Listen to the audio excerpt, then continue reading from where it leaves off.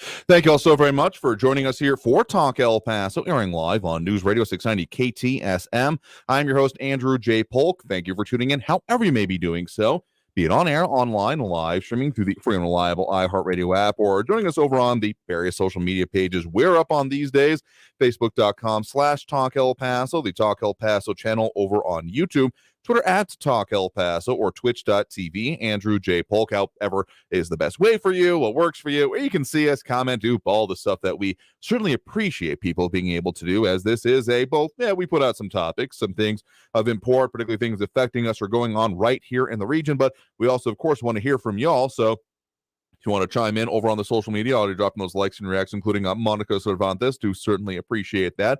And we'll pop up some of the comments as they come in over their phone lines, open a little bit later in the show, as we normally do, as we delve into all the things, as much as we can cram into 2 hours of the show today, anyway, and a few things top of mind, including more fallout, as was very, very, very much expected out of that Juarez detention center fire, including not even just on the Mexican side of things, more impacts that could be argued to be seen on this side already, including patterns of migration, among other things. And a lot of people already expecting certain items and certain issues to come up, as we have Austin Redfern. Hey, Andrew, good greetings to the TEP familia, and to you as well, certainly. Louis Panado chiming in. Willie Jenkins, hola, tambien. And Marky Mandingo, good afternoon. Good afternoon to you as well, Mr. Mandingo. And Calvin Williams with the wave and the hello. Do appreciate y'all tuning in wherever you're being along the many different places that y'all can come into these days. So,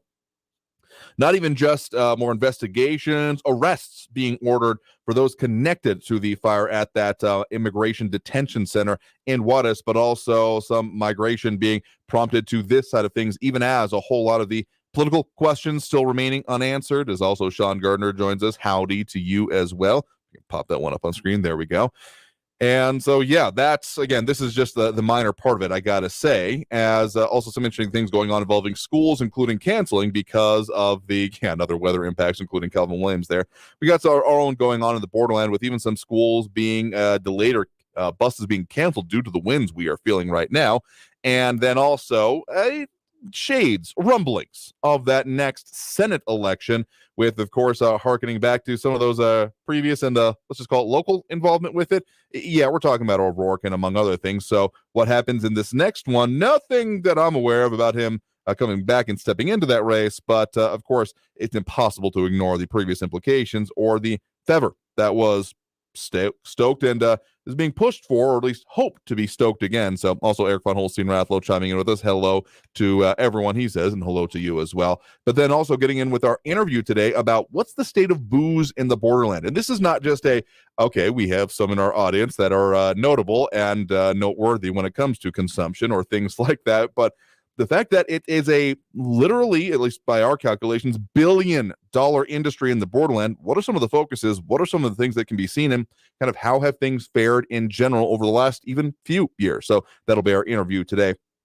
with Michelle Fierro of the Inside the Drinker Studio podcast and Instagram page, but we'll talk a whole lot more about that. So all the ways that you all are along with us, again, also dropping those likes and reacts, Flaco Jimenez, Calvin Williams, Sean Gardner, and Robbie Flores, along with, of course, Monica Cervantes. Keep those going throughout the show, as we certainly do appreciate them, as along with the comments as we delve into the many issues. Just one note, we're still never trying to become y'all's weather station. We certainly do expect them, our news partners at KFOX 14, to keep y'all abreast of that. But just got to mention this one, that Gadsden ISD has canceled buses for today and tomorrow due to high winds. Yeah, we've got those beyond gusty gale force, I think technically is the phrase we're getting into, up to like 60 miles an hour in some areas. And so Gadsden, in some of the outskirts of the larger broadcast area, might be the good way to put it, is not wanting to see buses tip over. So abundance of caution kind of things. Gusts up to 65 miles per hour. Again, I don't think that counts as a gust anymore, but maybe that's just me. So batten it down. If you don't want it to fly away, better make sure it's nailed down around here. But that's not so much as the most important thing going on, just as a very pervasive one, and one you all should probably know about. Article title from our news partners at KFOX 14. Mexican court issues arrest orders for 6 people in fire that killed 39 migrants in Juarez. So I know there are still some questions about the total amount of but it's certainly safe to say dozens killed or injured, dozens killed, dozens more injured when it came to that whole situation. And some of that surveillance video that has been seen, and also the protests that have been sparked over the last couple of days, I was not exactly looking into a crystal ball to say that this was likely not to be the end anytime in the immediate future. So, Sara Irene Herrerias said that 6 included 3 officials from the National Immigration Institute, 2 private security guards contracted by the agency, and the person accused of starting the fire facing charges. And again, specifically, a federal prosecutor leading the investigation says that 5 of the 6 have already been arrested and they will face charges of homicide and causing injuries. Now, the security picture that is actually being shown and the video around there of personnel, someone inside of the prison that would ostensibly have security control, not reacting, responding, and putting out or releasing out of areas that were almost immediately engulfed in flames after they essentially left the area, those in control of it. So it's a messy situation, and the investigation has been called for by AMLO, among other things. Whether or not this actually leads to changes or resolution of the situation. Again, protests going on for a 3rd day, as far as I'm aware, within Ciudad Juarez in response to this. And a whole lot more investigations going on to it, including, again, government officials, as noted by El Paso Matters, and those that were actually being notified from there, including families from Colombia, Ecuador, Guatemala, Honduras, El Salvador, and Venezuela. So actually getting a news conference in Mexico City, some of these details coming out today. But one of the more immediate impacts that can be seen on this side of the border, El Paso Matters also noting an article titled "Fearful After Juarez Detention Center Fire, Migrants Crossed Rio Grande into El Paso." Now, this is not to say that there has never been any crossing in between the real high-profile moments, either what we saw towards the end of last year, last quarter for certain, but around those times or those days when Title 42 was anticipated to have some action on it, even if it didn't end up happening. There are also, of course, the other days that we are expecting, say, later on in May, when it's going to be that the federal pandemic regulations end up elapsing, which would encompass as well Title 42. But it's been going on. I mean, if you go to elpasotexas.gov and look at the migrant crisis dashboard, and again, it's elpasotexas.gov/migrant-crisis, you can see for yourself the numbers that the city is reporting, further furnished to them by federal officials, that it's never been completely zero. As of last week, in fact, the number was releases into the community was just shy of about 1,400, 1,359 to be exact. And encounters have been at a lower level, but we have already seen an uptick this week with a rolling 7-day average of about 1,000. And it's, I think, notable to show that that has been an uptick since, of course, the events of earlier this week, even a little bit over what has been seen last week already. It's still hovering around that 1,000 mark, again, on the 7-day rolling average. So El Paso Matters does again note that there were at least large groups on Wednesday afternoon began crossing the Rio Grande from Juarez into El Paso towards the border wall noted near Escarate Park, in this case, where they were then expelled back to Mexico. Interesting note they put there, about 20, 30 at a time, but also hundreds at certain points doing those crossings. Calvin Williams mentioning, at least in the one previous comment, about who told the thousands to go to the port of entry, referencing the previous, earlier in March incident. What was that, like the first couple of weeks of March, if I'm not mistaken. That one being source of a meme, among other things, an idea that was getting spread incorrectly so, that there would be free entry into the United States because it was Migrants Day, which apparently is a thing on the calendar, not one I'm totally aware of, or was previously anyway, as we do have Angel Rueda also chiming in. Hello to everyone, and hello to you as well. But yeah, Migrants Day is like later in the year, like towards the end of the year, if I'm not mistaken. And the idea that there was therefore lax policies or a relaxing of policies, certainly not true or accurate, but pervasive and spreading quick enough to have caused that. That's one of the inciting factors for that's been cited. Also, frustration and dissatisfaction with the whole CBP-1 app, the pivot towards the Title 8 removals that have also been going on, even if Title 42 is still being used in the meantime. There are also, of course, other rumblings going on with the potential for more administration action. That's something that's actually been put out by including local nonprofits and NGOs on the subject, including the Hope Border Institute, being very concerned about what comes next, as we also have Cindy Golden. Hello to you, cousin, as well, chiming in to appreciate you liking or talking about the show, because getting people involved is certainly important. Anyway, point is that we are seeing, at least being reported by El Paso Matters and Border Patrol, a potential uptick. Actually, specifically, the U.S. Border Patrol chief for the El Paso sector tweeting out that over 1,000 migrants, mostly from Venezuela, surrendering themselves to U.S. Border Patrol agents in El Paso, Texas, after making illegal entry into the U.S. U.S. Border Patrol's authority to expel migrants under Title 42 and Title 8 removal proceedings has not changed. Tweeting that out yesterday evening, though, really. So none of these policies have changed. They are still definitely in place, and yet the impetus, among other things, some of the fears being cited coming from the treatment happening in Juarez, including, of course, this fire, among other things, is, being cited as at least a part of the draw for this. So I am still going to call this one as not being done yet, not being over with, and the fallout from it.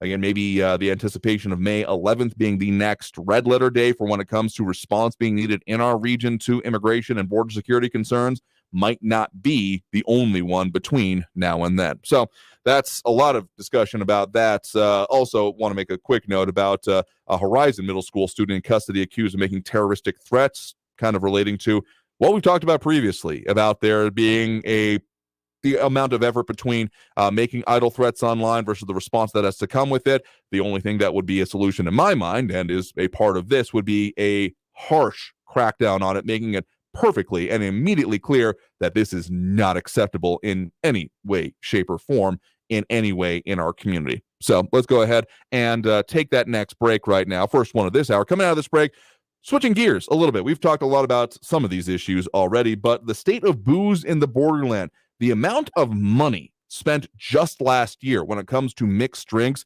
this number may blow your mind a little bit. We break down some of the numbers, as well as perspective on what it's been like to be in that business or anything related to it, including coming through the pandemic and continuing on. So that interview with, again, Michelle Fierro, host of the Inside the Drinkers Studio podcast, among other things. So we'll talk more about that and get into that interview. So, of course, tuned into Talk El Paso, airing on News Radio 690 KTSM. I'm your host, Andrew J. Polk. That interview, and of course a whole lot more. Keep the comments coming, and a lot of commentary going on. Keep that going. We'll pop it up here, but in any case, stay tuned. More Talk El Paso after this break on News Radio 690 KTSM. Stay tuned.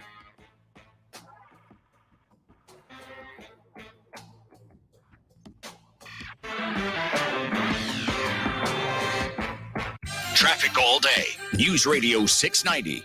On the I-10 westbound, one crash is cleared. The other starting to cause some problems. I-10 westbound in Kansas, that serious crash from earlier is cleared. All lanes are back open. Now a new crash, I-10 westbound at Piedras, blocking the left center lane. Slow traffic on the 54 south between McCombs and Kenworthy with 5-minute delays. And road work has got the right shoulder closed northbound Joe Battle at Pelicano. Carrie Edwards, El Paso traffic. This report is sponsored by Red Pilled America. Are you tired of listening to stories that are saturated with wokeness? If you are, then you should try Red Pilled America. We tell good old-fashioned stories that align with middle America values. Listen to Red Pilled America anywhere you get podcasts. That's Red Pilled America. Finding great people to hire is like trying to find a needle in a haystack. It's pretty difficult, right? Well, ZipRecruiter has mastered finding a needle in a haystack, so they take it to the next level.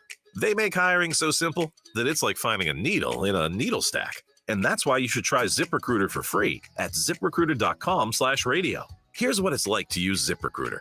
They have so many qualified candidates that it's easier to find the right ones for your roles. In fact, 4 out of 5 employers who post on ZipRecruiter get a quality candidate within the first day.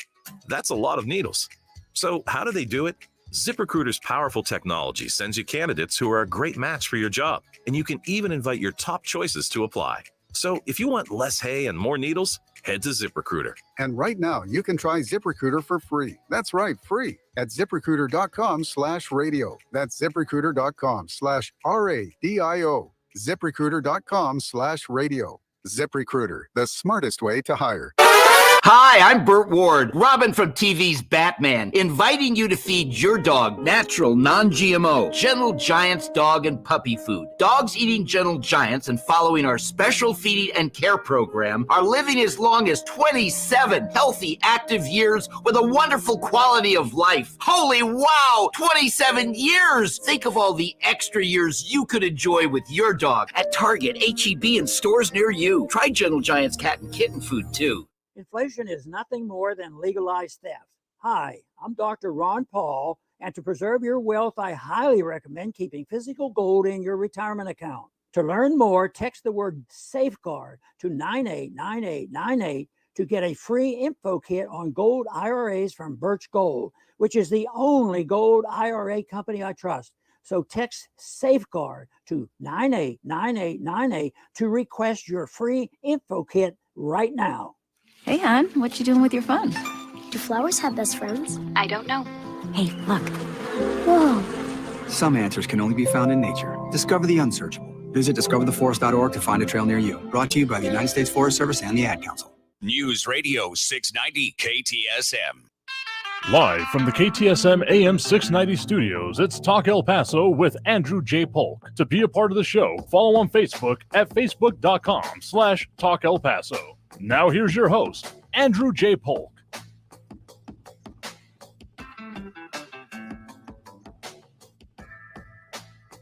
Welcome back to Talk El Paso, airing on News Radio 690 KTSM. I'm your host, Andrew J. Polk. Thank you for tuning in, however you may be doing so, be it on air, online, live streaming through the free and reliable iHeartRadio app, or joining us over on the various social media pages. We're up on these days, facebook.com/Talk El Paso, more or less the main one, but you also find us over on similar pages on Facebook, YouTube, Twitter, and Twitch.tv. Still talking about the very many things affecting us and going on in the Borderland today, as we often and always do. But I'd also like to take some different looks, different aspects, different perspectives on things that may not be making total part of the headlines, but often branch off of it. So to talk to us about some of these things, particularly involving booze in town, we are joined right now by Michelle Fierro, professional Borderland bartender. Thank you very much for joining us today. Hi, how are you? Thanks for having me. Absolutely happy to have you on because, among other things, besides the discussion about kind of what's going on with booze in the Borderland, right. You were kind enough back to several years ago now, have me on your podcast, Inside the Drinker's Studio, which, yes,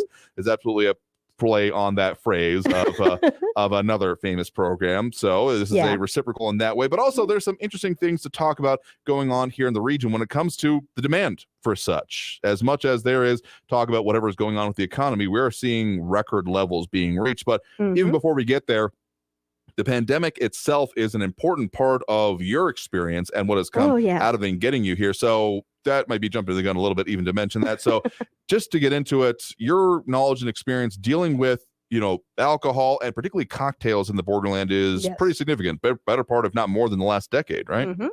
Yeah, I've been doing this for 10 years. Yeah. We opened the Black Orchid Lounge actually 10 years ago. It's going to be 10 years in December of 2023 because we started New Year's Eve 2013. Wow. Okay. Well, going into 2014. So Black Orchid Lounge, which was a fair bit down the way, but down Mesa from where we are sitting here recording in the iHeartRadio studios. And that's actually where I first met you, going there with some friends for this trivia night thing that we heard about going on. Yeah. And so your focus in that location was wanting to do more than just that, all right, well, liquors, whatever got, what's the, drink special of the day. You wanted to focus on essentially, finer cocktails, more on the phrase that is often used, mixology, and kind of elevating of it, right? Yeah. Basically, I used to live in Chicago. I am from Ciudad Juarez. I moved to Chicago. Jesus Christ. I don't even remember. It was before the 2000, the Y2K. And I lived there for 13 years. And then I got married. I'm like, okay, let's go back to El Paso, to Juarez, see what the hell's going on there. I got kind of tired of the snow. And all of a sudden, it's just like my husband, Juan, he's like, well, they're selling this bar. You want to buy it? And I had no experience whatsoever. I didn't know what I was going to do with it. It just seemed like a project. I'm like, yeah, you know what? I just moved here. He's working still from Chicago, going back and forth. I need something to do. And we just got into it. And all of a sudden, it's just this thing that we wanted, like, well, what are we going to do here? What can we not find in El Paso that we had in Chicago? Okay. So that's why we went with the cocktails, the classic cocktails and all that. And our focus was in educating people and bringing something different. And it was really, really hard to do that. Yeah, breaking into different markets, doing different things is always a difficult thing, but you had some success with it and were open until right about you couldn't be. Not to dwell too much on that, put too much salt in the wound, but it's an important part of the story about what you're doing now then, because we're open, function, doing all the things, and then we hit 2020. Yes. And many of the things that this will be harkening back for our longtime listeners of what was going on that year. But a lot of business restrictions were going on, a lot of policies flying back and forth, uncertainty about it. But one of the more consistent aspects was, in my opinion, and I'm sure you have your own perspective on it, on to alcohol-related establishments. I mean, bars were, if they weren't able to revamp, change in some way, were just quashed, in my perspective. It was horrible. I've always thought that, yes, nurses, doctors were essential workers. Sure. Everybody else, a lot of people. And I think that bartenders should have been essential workers, because I think that we would have, prevented a lot of craziness from happening. So as it was, particularly here in Texas, there was essentially bars were more or less shut down. I mean, some of the ones horrible. Some of the ones that were able to make it through were able to utilize, if they say had a, food handlers, a restaurant side, that licensed part of the business, or if they were able to like have a food truck, because there were different things for restaurants than there were for just bars. Yeah. And what the law said is like, well, because we had a food handlers. Oh, we did. We were able to sell some food. We didn't have a full kitchen. But what the government did was, hey, we'll give you a chance because of the 51% thing. Remember, those signs that you see there? Well, you can sell more if you want to convert yourself into like a quote unquote restaurant. Sure. So you can sell and you can keep it open.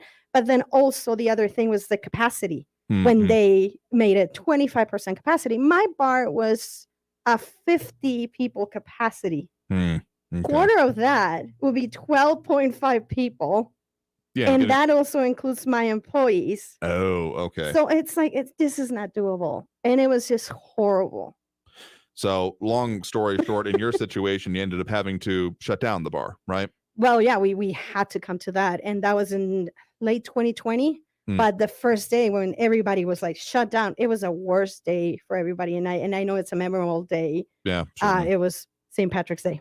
Oh, geez. Yeah. We just passed it. And I was like literally crying. I'm like, oh my God, it was 3 years ago. Every St. Patrick's Day is kind of like, ugh, I hate it. That's true, because it was definitely March 2020. I remember that we had a bunch of interviews for like upcoming events that we had anticipated in part of our programming, and the calls. I mean, the phrase abundance of caution had been going around the world already as stuff was seeing reduced or restricted operations. But then arrival here, it was about middle of March that we started saying, by the way, we're not doing that festival, we're not doing that event. Specifically, it was the Poppy Fest was coming up on the Franklin Mountains, and got told by the people I'd been talking with at the city of El Paso that no, we're not actually doing that, before even actual restrictions came in. So that's when the world kind of closed. And again, for my money, bars were one of the hardest hit ones, because of, as much as there were, occupancy restrictions, other things that were done in different businesses, and the differences across the state lines were their own story about even like restrictions at grocery stores, the aisles,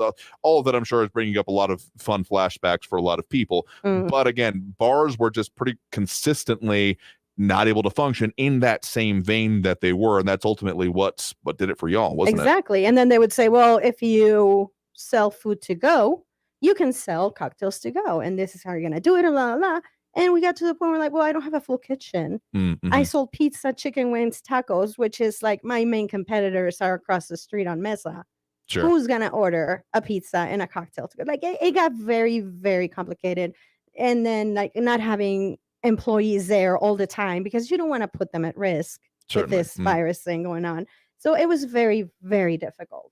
And I was not the only one, especially the small ones like me. Yeah, and that was really the knell of it. I mean, I've seen various estimations on the amount of businesses, registrations of businesses within the county of El Paso being somewhere between like 10 to 20% reduction in the roles, even just the existence of businesses, not even to consider, layoffs or reductions in force or things like that were going on. And to a certain extent, we're still feeling kind of the supply shocks and aspects of it here. So again, not trying to drag you back to that point in time, but you have continued to revamp since then. And again, if you just joining us, guest right now is Michelle Fierro, professional Borderland bartender and former bar owner of the Black Orchid. So this is not the end of the story, and that you've been in a puddle of tears ever since. Even if it gets you, you kind of continued on and revamped yourself, even if that particular outlet, that industry part of it for you was no longer viable. Right. And thankfully one of the things that I'm very happy to have done with the Black Orchid is not only be a different bar, offer cocktails and all these different things. We started out of nowhere. It was just happened that we wanted to do a podcast about cocktails and liquors and things like that, and just pick people's brains and go out there and talk to other bartenders, to other people in the industry. And I mean, anybody that would want to sit down and drink with us, because that's what made it also fun. It was just like drinking and talking. And we started that, oh God, when was this? 2017, around that time. Yeah, that sounds about right. That we started the podcast. And that took us to other places, not only as like, hey, I'm a bartender, I'm a bar owner.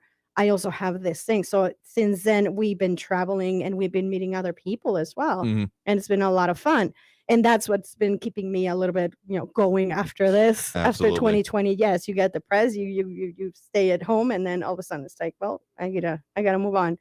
I gotta keep going. And it's been a really fun thing to do, honestly. So that's among other things how you have kept up with and been focusing on keeping up with the industry. So as much as your primary outlet there ended up being, and at least 2017, I want to say you were going for some of the nominated for some awards back at that point here. So again, Inside the Drinker Studio, one of it, and you've been on kind of hiatus since then, but that doesn't mean that your efforts have stopped by any means, because among other things, you've still been professional working in this and doing, among other things, like cocktail classes in town. I do cocktail classes in Juarez, actually. Okay. Yes. So there's this kitchen in Juarez. It's like I don't want to call it like necessarily a school. They do have students learning how to cook professionally, but they also offer events for people to go in and learn how to cook. So they involve people in cooking and making whatever, pizza, bread, and things like that. And also they gave me the opportunity to be like, you want to do once a month a cocktail class? We'll make the food to go with it, to pair it, and then we'll just talk about cocktail making and teaching people how to shake a cocktail and the basics and history and different spirits and stuff. And I've only been doing this for a couple of months, but it's been a lot of fun doing it. Absolutely. So that's one of the ways that you've kept abreast of this. So I know it's a long way to story to get to then kind of what the state of booze is in town, but there's a lot more that also goes into it. And again, just as the pseudo plug, you did have me on there back in the day, back before we were even a daily program, among other things, which is why it's taken so long to reciprocate on the offer that y'all gave to me, talking about booze here in town. But there's a lot of new stuff going on with it as well, even beyond all the aspects we just broke down of what happened in and around town. So we're going to go ahead and take that first break right now. So coming back, we're going to continue talking with Michelle about some of the status, what's going on with bars, booze sales, all that stuff in town. So stay tuned for more Talk El Paso here on News Radio 690 KTSM.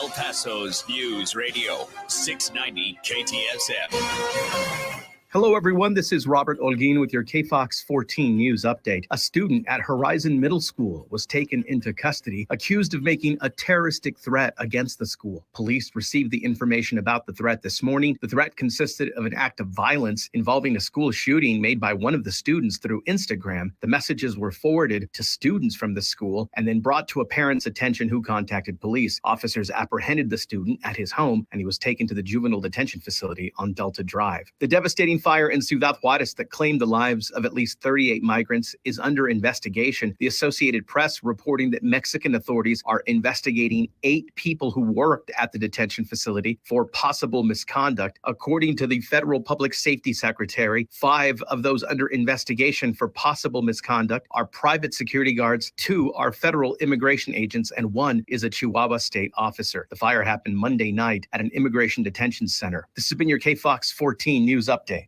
I'm Robert Olguin. News Radio 690. Traffic all day. I-10 westbound at the Piedras Street exit, an accident is blocking the left center lane, causing some minor delays. An earlier crash, I-10 westbound at Kansas, is cleared. All lanes are back open there. 54 southbound McCombs to Kenworthy is a 7-minute delay, and it's a 10-minute delay eastbound Montana Avenue from McRae out to Zaragoza. Carrie Edwards, El Paso traffic. From the KFOX 14 Severe Weather Center, I'm Chief Meteorologist Brad Montgomery. Weather warned for our Thursday and high wind warning in effect until 9 p.m. Could see some areas gusting to around or over 60 miles per hour. We're going to see lows tonight dropping down into the 40s and 50s, so a cool start for your Friday morning. Gusty and cooler for tomorrow, not as windy, but still gusty for your Friday. Have a jacket handy with a high around 67. From the KFOX 14 Severe Weather Center, I'm Chief Meteorologist Brad Montgomery. This report is sponsored by Staples Stores. Staples Print and Marketing Services help small business print big. Now get $15 off signs, banners, and posters when you spend $75 or more. Offer ends 4/15. Visit staples.com/printbig for details. This is your sign to try Staples, where prints are perfect, guaranteed. I'm Martin Hoke, the inventor of Navage Nasal Care, and I love Navage. I've told you about how your nose is the body's air filter, that Navage's powered suction will help flush out allergens, viruses, mucus, and germs, and that Navage will help you breathe better. But what do other people say about Navage? Like Josh, quote, "After walking around my whole life being a mouth breather, I was excited to try Navage. I read the directions carefully, pressed the button, and oh my gosh, what a sensation. So much mucus, so much crud, but oh sweet, merciful air, I can finally breathe you through my nose. Never have I ever taken such an amazing breath in my life. This is a life changer," unquote. He's one of over 100,000 online reviews praising Navage, the all-natural solution trusted by over 3 million people to help you breathe better, sleep deeper, snore less, and stay healthier without drugs. Navage is available at Walmart, CVS, Walgreens, Target, Rite Aid, and online. Navage, Navage, clean nose, healthy life. There are choices that can change your life. Like the choice to start routine colorectal cancer screening at age 45. It's one of the most common cancers for women and men. Talk to your doctor about your screening options or visit cdc.gov/screenforlife for more information. The Dell Technologies semi-annual sale starts now with savings on select business PCs powered by 12th Gen Intel Core processors. Plus save on select monitors and accessories and get free shipping on everything. Call a Dell Technologies advisor at 877-ASK-DELL.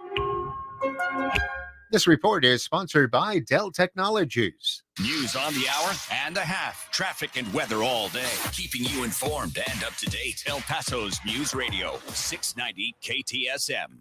News Radio 690 KTSM El Paso. Live from the KTSM AM 690 studios, it's Talk El Paso with Andrew J. Polk. To be a part of the show, follow on Facebook at facebook.com/Talk El Paso. Now here's your host, Andrew J. Polk.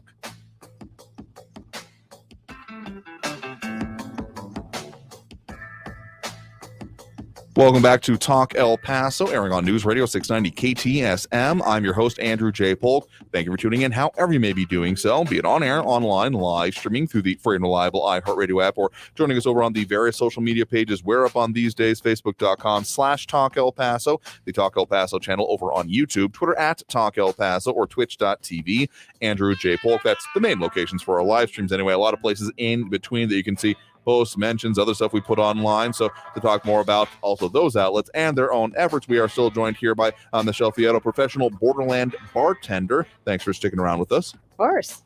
So we're talking about and mentioning your social outlets as well, a couple of them. Primarily Instagram is one of your most active areas. So you got Inside the Drinker Studio and Bartender Femme Fatale with underscores in between. Underscores everywhere. I don't like to jam stick them all everything together. So look for that if you're over there. But so the state of booze in town, beyond even your own personal story and experience, which certainly informs it. But the story came out earlier this year, and it's still pretty significant in my thinking anyway, about how essentially alcohol sales have fared in town. Because with the aspects and what's going on with, bars, restaurants, people having job issues, it may have been thought to have been that, okay, what's not an essential, what's not something that you won't be able to live if you don't get any more alcohol. And yet there's always been the conventional wisdom that alcohol often thrives during periods of adversity, particularly economic adversity, because how are you going to drown your sorrows? And so that leads to a couple of conversations with whatever's going on with the economy right now. What's undeniable is that booze sales have seen a huge, not even just rebound, but record setting in the area. Right. I'm not surprised. I mean, yes. I mean, it's like, well, we prohibited, literally, people from drinking and going out during a pandemic. What are they going to do when the pandemic is over? Yeah. They're going to make up for it. So some of those specific numbers, we talked about this earlier in the year. El Paso Inc. had its story. Bars bounce back. Downtown Hotel has El Paso's highest booze sales in 2022. And so to make this clear, when we're talking about this is the numbers are just the amount of revenue from taxes that were gathered from each of these. Number one on the list was the Hotel Paso del Norte with over $3 million of just tax revenues on mixed drink sales specifically. And the total amount in town was nearly $215 million. And that surpassed 2021 and even well outpaced by about $84 million 2019, the last full pre-pandemic year. So this is not even just all right, things have gotten back to where they were. This is beyond. The demand is beyond where it was because, among other things, the tax revenues, the rates of about 6% and change have remained more or less consistent throughout. Yeah. And I'm not surprised at all. And the only thing is that I am very happy that a hotel is the one getting that. Other than, not no hate to the local bars or anything like that. It's just that now you're realizing that tourism is growing to El Paso. We've been more on the news, unfortunately for negative stuff. But I think that now that we have more hotels downtown, people are coming over, and it's no surprise that a hotel is the one that is selling the most booze. That's an interesting way to put it there. And so some of the back of the hand math that we were discussing here, that means that probably total sales is in, again, if $215 million is about 6% in change, that puts the total amount of sales just in this category, again, mixed beverage sales, in the billions, like $3 billion and change. Is like the back of the napkin math that we got going on here. So this is an undeniable huge part of what is being demanded here in El Paso. We've seen this anecdotally in a lot of ways. People wanted to get out, concerts selling out, venues being packed, jammed, at least from one bar that is also on this list where people were in there. There was a water leak and people were in like an inch of water and that they were still like there being like, well, it's not getting on me. So like that's case in point, and no hate to the institution. I'm not going to mention them by name because it's a example of people were and still are desperate for this, to get out, to do stuff and have those experiences that then, a lot of times alcohol gets associated with. So in your capacity, the way you're working now, what have you been experiencing? What have you been seeing when it comes to kind of just this demand that we are definitely seeing, at least in the numbers? Definitely whenever I go out, I see it's kind of weird because a lot of bars that I frequent are a little bit on the slow side. And I think it's just, the stuff that is going on in the city, spring break and all that. But it makes me happy to see that there's more businesses opening up in El Paso, that they're trying so hard to do more of the cocktail making thing, not just the usual stuff. I like that it's booming. I always thought, there's no money in El Paso. Maybe people are like living paycheck to paycheck. And you realize that's not necessarily the case. There definitely is an aspect of it in town. We do have one of the poorest zip codes in the country is within El Paso, and yet there is there's still a bar in there somewhere, and it's usually full on the weekends. And at the same time, it makes me sad because there's a lot of stress going on after the pandemic, so people are also drinking for the wrong reasons. But drink in moderation. Don't go crazy. Don't impact don't drink and drive in the other way. None of those things. If it's drinking and just stop there. But it is a social lubricant. Yeah, it is. Absolutely. It brings people together, and that makes me happy to see people going out, people mingling, people like finally socializing again. Absolutely. And so kind of one of the case in points here, Andy, if you're just joining us, guest right now is Michelle Fierro, professional Borderland bartender, and again, host of the currently on hiatus, but I'm guessing this might spur some further conversations with the Inside the Drinker studio. And I managed to find the episode that we spoke on, where you had me on anyway, back July 10th, 2017, which feels like a lifetime ago and long time ago. Kind of is in a variety of ways. And the drink that I kind of came up with, that the MacGuffin, that if anyone wants to know, I'll mention more on that. But among other things, you doing that and still posting and being involved with it, again, the classes and other things, kind of a case in point also is that experience that I didn't realize we were going to be alongside with each other with, where there were like tastings going on, more kind of exploration, not even just of the bar side of it, because to clarify those numbers we mentioned about the $215 million in revenues, that's just from bars, restaurants, Mhm. places with an alcohol license. This Right. does not even include like alcohol sales at, say, No, at your Albertsons or any of those stores. Albert's, No. any of the places that sell hard alcohol specifically. So that's a completely separate and additional part of it. Mhm. So even there's kind of a rebound, more anecdotally in this case than I can Mhm. really point to with exact numbers, but it seems like people are interested in doing that and wanting to get back in it. More events that I've been aware of, kind of at that maybe smaller scale, more intimate scale, but still a very significant portion, because that can add up quick. I really enjoy the one that we went to Mhm. recently, thanks to Chris Loudon and the Borderlands whiskey group that they have on Absolutely. Facebook. I enjoy that. I mean, there were so many bottles Oh, geez, that yeah. Joe You have a picture Joe of Jimenez brought in, and you yeah, I have have a a picture picture. of one of the like a portion of it. I am Yeah. still surprised that I I think am it was upright after that night, over but 20, 30, I don't know how many bottles. dozens on the order. Yeah, Absolutely. and it was, what I like about it is that we weren't there to get drunk. We were there to learn. We were there Yeah. to get to know each other, know people that have never been out, like from the group that we see they post, and oh, this is who you are. Okay, cool. I love that Joe explained and Yeah. educated every single one of them. Like, here's a bottle of this, and this is what it tastes like, and this is what it comes from. And I just appreciate that a lot. And I think that we need more of that in the city. Yeah, the education and understanding about it, and even the production to a certain extent, because Mhm. there have been either like right before the pandemic, essentially, and maybe I'm misremembering in my time frames here, but it feels like it, or since there has been a further focus and expansion on, breweries and beer brewing has been kind of Mhm. this rising tide, both in the country and in El Paso for Right. decades now. We've seen some great expansion even since the pandemic, but particularly when it comes to distilleries, that is a whole nother kettle of fish, because you can't start legally anyway in your kitchen doing anything Right. involving hard alcohol. So the investment, the time frame, the knowledge that has to already be had in order to start something Mhm. up like that, Yeah. at least a couple in town that have now begun. And one of the interesting conversations that came out of that other night, that tasting, was also the fact that there's some traditional-ish spirits that are beginning to be at least kind of produced regionally anyway. Well, they have to. It's Sotol. Yeah, exactly. It's an underappreciated local spirit that I wish people would drink more of. Exactly. A lot of conversations go to tequila. Mezcal has gotten more commonly known about outside of people Right. who have like always been drinking it, so Mhm. to speak. But the idea of sotol, and even some locally sourced anyway, that's a whole nother show, frankly, and something Yeah. that I hope you do a podcast on, because that would be Oh, fascinating we to will. delve into. But those kind of things are going on, and reasons that I'm often bullish on El Paso for a variety of both factual and then just maybe unreasonably optimistic reasons. But the Mhm. fact of this kind of thing continuing to progress, breweries, distilleries, and now even production of regional but unique liquors, is fascinating to me. It is.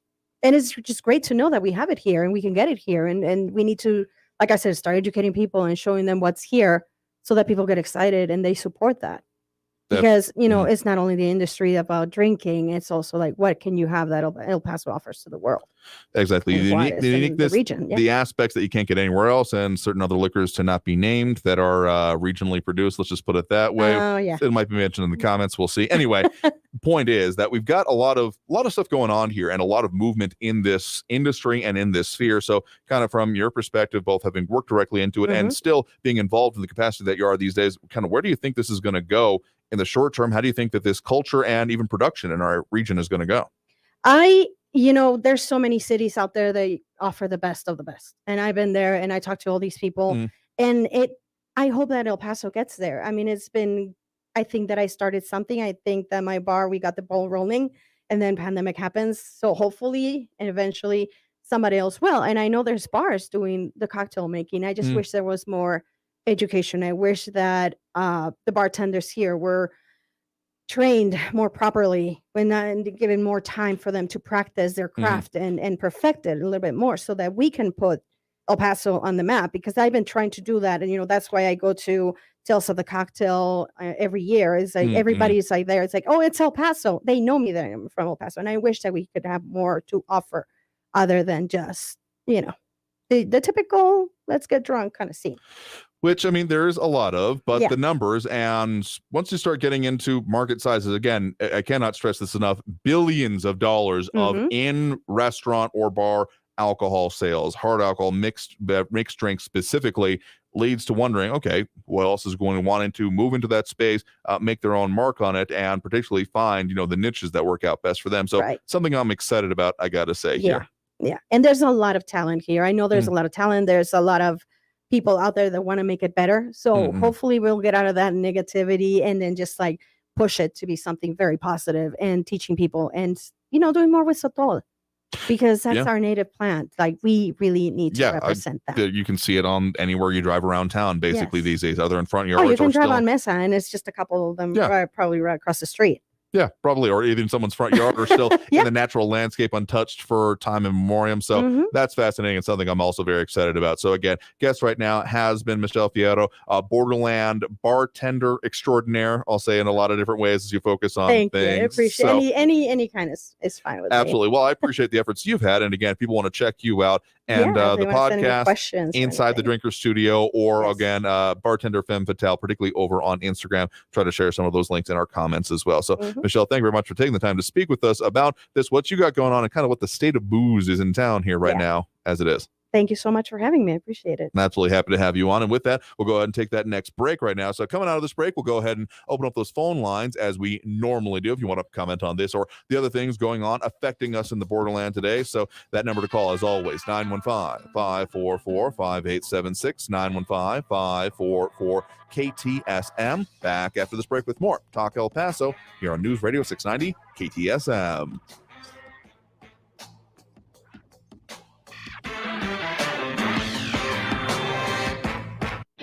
Traffic all day.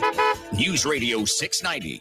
A crash on I-10 eastbound south of Vinton has got 4 vehicles off on the right shoulder. No major delays there. Northbound Joe Battle at Pelicano, roadwork there has the right shoulder closed. Traffic slow out of the downtown area on Mesa Street northbound from Yandell up to Executive Center Boulevard, 7-minute delays. And slow on Montana Avenue eastbound McRae to Zaragoza, 11-minute delays. Carrie Edwards, El Paso traffic. This report is sponsored by Lowe's. Lowe's knows how to get your lawn ready for spring. Take up to $10 off select Scott's fertilizers and get a Craftsman 20-volt string trimmer and leaf blower combo kit for just $99. Valid 3/23 through 4/5. Selection varies by location while supplies last. Excludes Alaska and Hawaii. How Payne turned an avid outdoorsman into a frustrated indoorsman. Meet Ron. I was always active, fishing, swimming, hiking. Until his flat feet brought it all to a grinding halt. It is sharp pain shooting up your leg to your back. And the pain was just the beginning. When you're hurting, you can't move. So I ended up being a couch potato and my health declined. Fortunately, Ron had someone in his corner. My wife said, that's it. I'm going to take you to the Good Feet store, where he was personally fitted for arch supports. I took one step, there was no back pain. I took another step, no knee pain. And after my second step, I went into my Good Feet dance. Today, he's grateful to be back in the great outdoors. I feel like a new person, thanks to the Good Feet store. See for yourself how arch supports can help you. Stop by for your free fitting or schedule one at goodfeet.com. Airway Boulevard at I-10.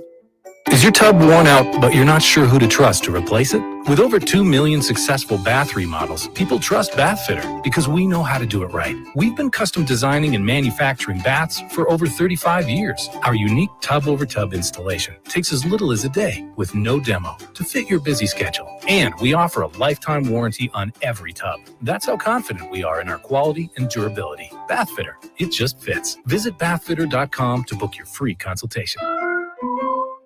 The El Paso Community Foundation supports the causes you feel passionate about here in the Borderland, whether it's education, social services, arts and culture, the environment, health, or economic development. The El Paso Community Foundation has been promoting philanthropy and progress in our hometown region for more than 45 years. Make your mark with us. Start a fund today. For good, for El Paso, forever. Learn more at epcf.org. That's epcf.org.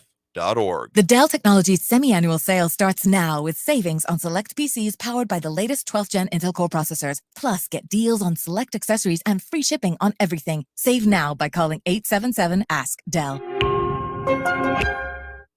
Stay informed at ktsmradio.com. El Paso's News Radio 690 KTSM.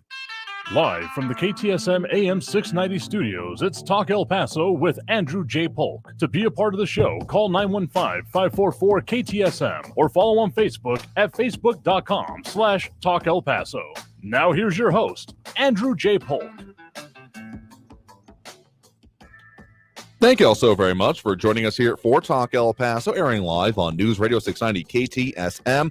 I am your host, Andrew J. Polk. Thank you for tuning in however you may be doing so, be it on air, online, live, streaming through the free and reliable iHeartRadio app, or joining us over on the various social media pages we're up on these days. A lot of ways to interact with the show, particularly at this point during the program. If, phone lines are open, if full up at the moment, but keep that number handy, 915-544-5876, 915-544 KTSM.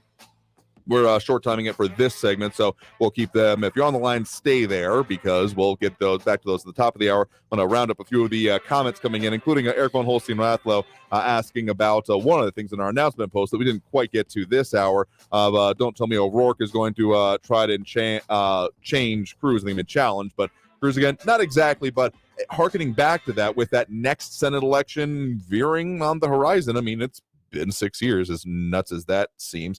Noted by the Texas Tribune, U.S. Senator Ted Cruz will be up for election next year. Noted as now a seasoned senator and established conservative leader, but for Democrats in Texas, they're holding out hope they can repeat the sensation of Betomania, their words. So I don't think that there's rumblings of him actually doing it again, but hearkening back to that, I mean, there have been even documentaries about that lost run, which you don't often even see that coming from. And yes, it comes from the perspective of a lost run for O'Rourke. Let's just say getting that kind of invigoration, even if it's not the same names, is probably pretty important for those statewide kind of considerations, but also a lot of commentary about alcohol and it in this area. James Ratcliffe asking a couple different questions, including, are hookah joints more popular than bars? I don't have exact data on this, but again, just to make it clear, those selling alcohol like this doing about $3.2 billion in revenue. That's based off the roughly $215 million in just sales tax receipts off of mixed drinks in town. So I'm going to say that if hookah is anywhere near in this, I feel like we'd be seeing one on every corner. So I don't know if it's at all comparable. And yes, Mark Mandingo saying 3.3 billion in alcohol sales. No wonder so many bills are unpaid. And there's also things about drink in moderation and don't do it out of control. And even Trito Sack saying alcohol is poison. You're entitled to your opinion about this, but what's undeniable in town is that this is a huge industry. Like, I'm going to be very curious to know what else is comparable to that in terms of like non-essential for life type of activities. Like, I would hope food sales, probably somewhere near it. But in the meantime, yeah, that's just nuts to me. So that's one of the reasons we had that conversation. But we're going to go ahead and take that break, get to the top of the hour, and then come back and focus more on the phone lines, just as we get a chance to really delve into them. So you're, of course, tuned into Talk El Paso. I'm your host, Andrew J. Polk, back after this break and the top of the hour news with more on all the things affecting us in the Borderland and beyond. So back here on News Radio 690 KTSM. Don't go anywhere. Traffic all day. News Radio 690. A crash on I-10 eastbound south of Vinton has got 4 vehicles off on the right shoulder. No major delays there. Northbound Joe Battle at Pelicano, roadwork there has the right shoulder closed. Traffic slow out of the downtown area on Mesa Street northbound from Yandell up to Executive Center Boulevard, 7-minute delays. And slow on Montana Avenue eastbound McRae to Zaragoza, 11-minute delays. Kerry Edwards, El Paso traffic. Golden Voice presents Power Trip. Guns N' Roses, Iron Maiden, AC/DC, Ozzy Osbourne, Metallica, Tool. You'll have pit tickets for the entire Power Trip weekend. VIP camping at the Safari Tent Campground. All thanks to Golden Voice. Register now to buy tickets at powertrip.live. On sale April 6th at 1 p.m. Eastern. Enter for your chance to win now. iHeartRadio.com/Power Trip. News on the hour and a half. Traffic and weather all day. News Radio 690 is KTSM AM El Paso, an iHeart radio station. NBC News Radio, I'm Brian Shook. The next step in the indictment of former President Trump is to turn himself in. Lisa G. reports. Never before have we seen a former president to be criminally indicted in the United States. Reports say a grand jury voted Thursday afternoon to indict Trump for his role in paying hush money to an adult film actress. The typical scenario would be for Trump to surrender at the district attorney's office. At that point, he would be processed, fingerprinted, and then get a mugshot. As of now, there is no exact timing on when that processing would take place. President Biden will travel to Mississippi to survey damage caused by deadly tornadoes. The president and first lady will travel to Rolling Fork, Mississippi Friday to meet with first responders, state and local officials, and communities impacted by the devastation. The area was hit by an EF4 tornado last weekend. More than 20 people were killed across the state. Parents and students are demanding stricter gun laws at Tennessee's state capitol after the latest mass shooting at Nashville's Covenant School this week. Hundreds of parents joined community groups to urge legislators to act. This Nashville mother said it doesn't matter what the school is. One school is all our schools. One child is all our children. One assault weapon can kill more people than should be allowed. FBI documents say the alleged gunman in the 2017 Las Vegas shooting was motivated by his anger at casinos. A man opened fire at a country music festival, killing 60 people on October 1st, 2017, the deadliest mass shooting in the U.S. Pope Francis's health is improving after being hospitalized for a respiratory infection on Wednesday. According to the Vatican, the Pope is continuing with treatment but slept well and continued working this morning after breakfast. You're listening to the latest from NBC News Radio. An American journalist reportedly is under arrest on spying charges in Russia. Michael Kastner reports. State-run Russian news agencies are reporting that authorities detained Wall Street Journal reporter Evan Gershkovich in a Ural mountain city about 900 miles east of Moscow. The country's main security agency says Gershkovich is being held on suspicion of espionage in the interests of the American government. He's accused of collecting secret information about the Russian military-industrial complex. I'm Michael Kastner. A lawsuit is filed after rapper Flo Rida's 6-year-old falls from a New Jersey apartment window. Zohar Dillard, who has special needs, has been in the ICU for several weeks. Alexis Adams, Zohar's mother, claims building management was negligent and careless and did not install size guards on windows, causing her son to fall out onto the pavement below, according to court documents. The watch is on for the stinky corpse flower to bloom at the New York Botanical Garden.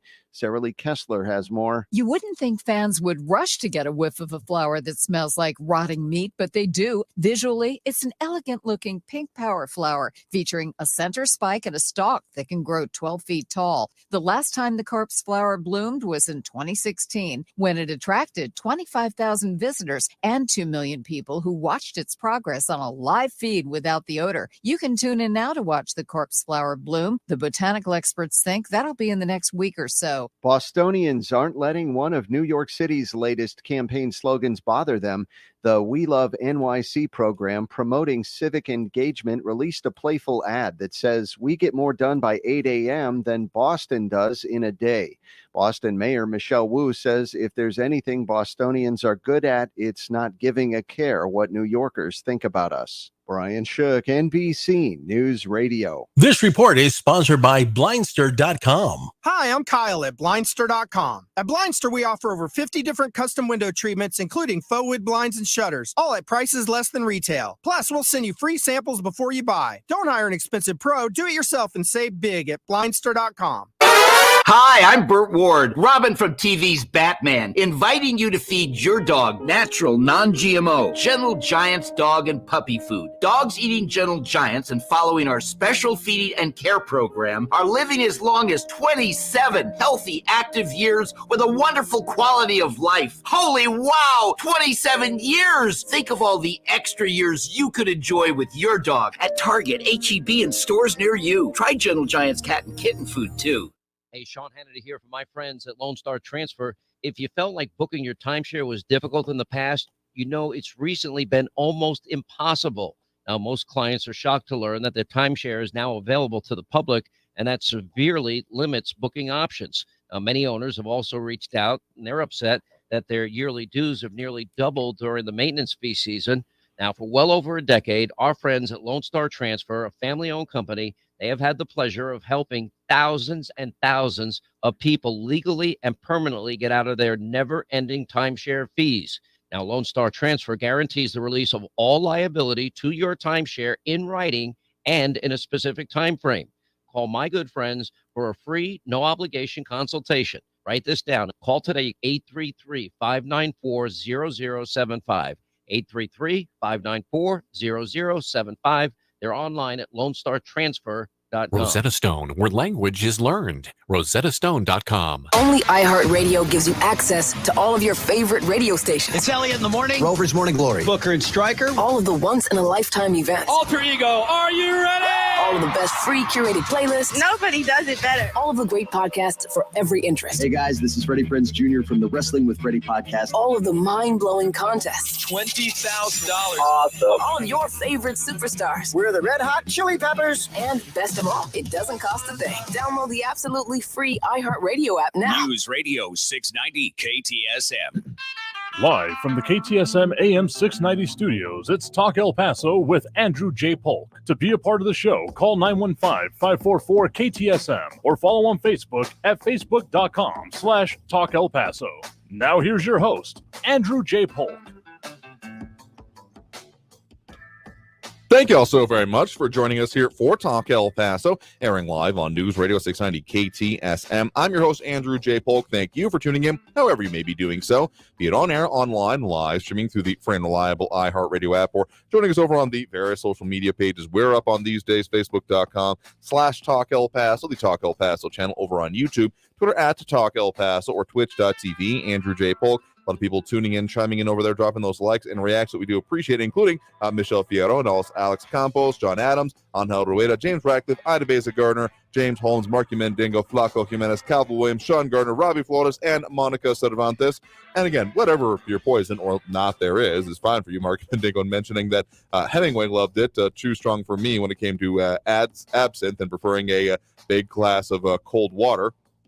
If that's what you prefer, if that's what you want to do, more power to you. But if you're interested in the things that, again, go on and affect us here in the Borderland, hey, that's what we talk about. And so we'll get into those phone lines now, as we got a lot of stuff going on and affecting us in the Borderland, including, we don't expect to hit every topic going on in the region every day because there's way too much going on. So, we're in striking distance of Friday, but we're not there yet. Just keep that in mind. Anyway, let's get to those phone lines now. Full up at the moment, but remember to keep that number handy in case you want to chime in that way. 915-544-5876, 915-544-KTSM, and Talk El Paso, of course, brought to you in part by Sunland Park Chrysler Dodge Jeep Ram Fiat. Find them just across from Sunland Park Mall across I-10. Sunland Park Chrysler Dodge Jeep Ram Fiat. So let's get those phone lines now. We do have Ben on the east side with us right now. Ben, thanks for joining us. Hey, Andrew. This is about Proposition K. Oh, okay. And I hope you will bring this up when you're talking to advocates of this proposition. Okay. Certainly. What would you say is the most famous quote often cited by reporters and government officials who are advocates and who believe in man-made climate change? A lot comes to mind. I think you're going to have to narrow it down a little bit. 97% of scientists believe in man-made climate change. You've heard that a number of times, haven't you? Yeah, certainly. Okay. This study comes from which this quote came from, is from 2013. It's called Quantifying the Consensus on Anthropogenic Global Warming in the Scientific Literature, where 11,944 climate abstracts from 1991 to 2011 were analyzed about scientists' position on man-made climate change or global warming. So this highly cited paper supposedly found 97% of published scientific studies support man-made global warming. But in addition to poor survey methodology, that tabulation is often misrepresented. Most papers in the study, 66% actually took no position. Of the remaining 34%, 33% supported at least a weak human contribution to global warming. So divide 33 by 34, and you get 97%. So in other words, 97% of climate scientists who believed in man-made climate change believed in man-made climate change. And even this number was suspect because the 33% who believed in man-made climate change included many papers that questioned key elements from the Intergovernmental Panel on Climate Change that said more than 50% of the post-1950 global warming was due to human activity, chiefly greenhouse gas emissions and land use. So the climate change agenda, the single most ambitious plan to remake human civilization in all recorded history and overturn modern civilization as we know it now, is based on a misrepresentation analysis of this paper. They want to tell you a story, but they don't want to tell you the story. Fake news. And now, in 2023, just the other day, Joe Biden is saying that we are now in a code red for humanity because of climate change. Have you ever seen that paper?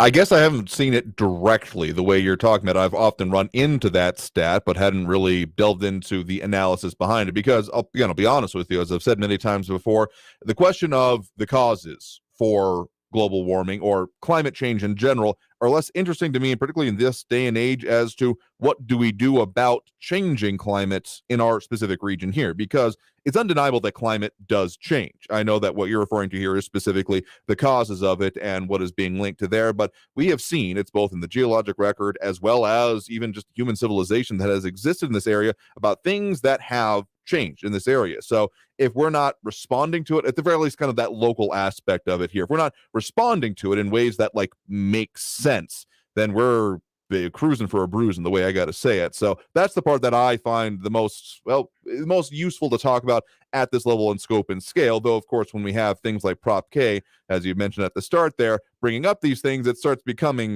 does start feeling like a larger debate. Throughout human history, climate has changed. Throughout the history of the world, climate has changed. Certainly. What has been told to us and has scared all our young people and everything else is this one analysis saying that 97%, Greta Thunberg said this, 97% of scientists believe in climate change. This is what is driving this. And when you talk to the people in Proposition K, ask them about this, please. Because, like you said, a lot of people have heard this. They kind of gloss over it. The reason why is because they don't know where it came from, how it was arrived at. But now you know where it came from, how it was realized, and you should be able to talk to people. You can do your own homework. Sure. Anybody who wants to can look up this. It's called Quantifying this Consensus on Anthropogenic Global Warming in the Scientific Literature. And look it up. The analysis is there. Nobody can argue with it. They are lying to us, and they're destroying our lives because of this study. And I agree with you. If you want to change, I mean, if things are getting hotter around here for some reason or another, let's find out some ways to take care of it. But don't shut down our fossil fuels without anything to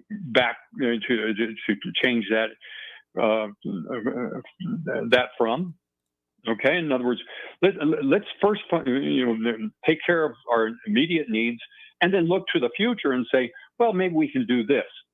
But don't destroy everything, including civilization, in order to get there.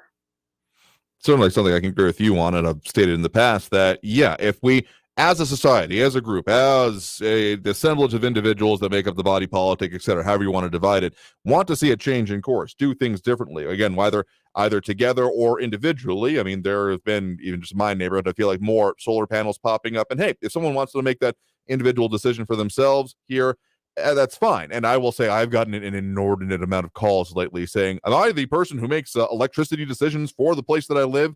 And the amount of times I've said the phrase, please take me off your list in just like the last 2 weeks outstrips most previous years, I gotta say. But if someone wants to do it and that makes sense for them, sure, fine, go ahead. It's when we start getting into like requirements of, oh no, you have to do, maybe not exactly installing solar panels on your own life and in your own home and your own area, but stuff like you have no choice on it, that I start getting, at the very least, skeptical. Yeah. And let's trust the experts, okay? Because in 1989, a senior environmental official at the UN said entire nations could be wiped off the face of the earth by rising seas if the global warming trend is not reversed by the year 2000. Estimates and in 2000, there Mhm. was reported that the snow is disappearing from our lives. Children just aren't going to know what snow is.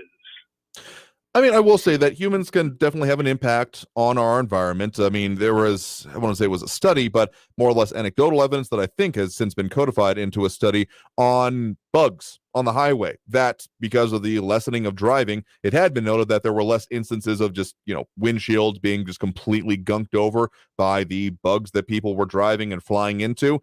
And then we saw a rebound of that. Not exactly a dolphins in the Venice Canal kind of moment, at the very least not as scenic and pretty sounding as that, but an example of, okay, a simple action can have consequences that we didn't necessarily understand or accept. But again, the part that I'm most interested in is, okay, what are we going to do about whatever our situation is locally? I agree, but let's not throw the baby out with the bathwater. Okay, Yeah. I mean, please, bring this up to these people. Certainly, challenge them and ask them about this, and do your homework about this, because then you can talk with them intelligently about what they're talking about. Certainly, and because I mean, otherwise they'll bring up all sorts of things that will make you get off track.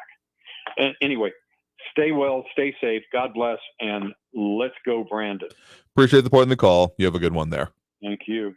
All right, with that, we'll go ahead and take that next break right now. Coming out of this break, we got more calls, we got more comments, we got a lot of stuff flying around on the interwebs and in between. So if you want to get on the line, add your 2 cents. Don't forget that number to do so is 915-544-5876, 915-544-KTSM. Back after this break with more Talk El Paso here on News Radio 690 KTSM. Stay tuned.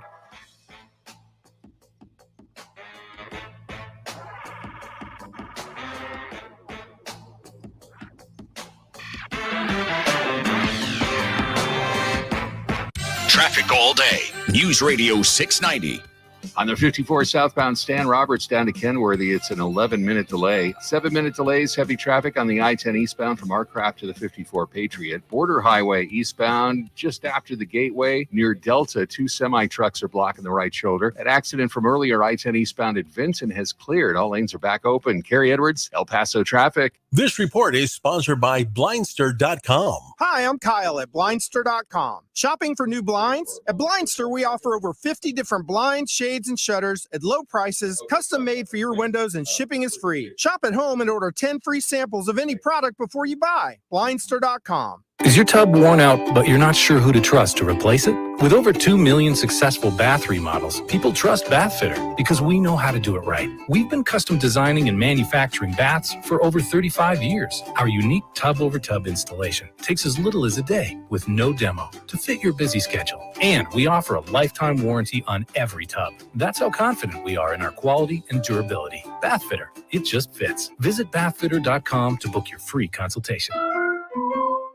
The El Paso Community Foundation supports the causes you feel passionate about here in the Borderland, whether it's education, social services, arts and culture, the environment, health, or economic development. The El Paso Community Foundation has been promoting philanthropy and progress in our hometown region for more than 45 years. Make your mark with us. Start a fund today. For good, for El Paso, forever. Learn more at epcf.org. That's epcf.org. Imagine buying a pair of sneakers and getting a soothing, gentle foot massage like you'd get during a relaxing pedicure just by walking. Skechers' new Massage Fit sneakers. Because Skechers, the comfort technology company, has designed a unique innovation that makes it feel like you're pampering your feet with a gentle massage in every step. The secret is Skechers' new patented wave technology on the sole that gently massages your feet while you're walking around.